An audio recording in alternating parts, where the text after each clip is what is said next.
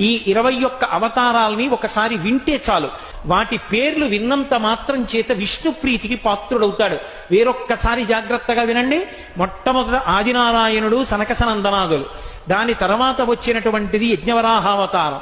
యజ్ఞవరాహావతారం తర్వాత నారదుడు. నారదుడి తర్వాత నరనారాయణుడు. నరనారాయణుల తర్వాత వచ్చినటువంటిది కపిలావతారం. కపిలావతారం తర్వాత దత్తాత్రేయావతారం. దత్తాత్రేయావతారం తర్వాత యజ్ఞావతారం. యజ్ఞుని యొక్క అవతారం తర్వాత వృషభావతారం. వృషభావతారం తర్వాత వచ్చింది పృథుమహారాజు గారి అవతారం. పృథుమహారాజు గారి అవతారం తర్వాత వచ్చినటువంటి అవతారం మత్స్యావతారం. తర్వాత కూర్మావతారం. తర్వాత ధన్వంతరి. తర్వాత మోహిని. తర్వాత నరసింహుడు. తర్వాత వామనమూర్తి.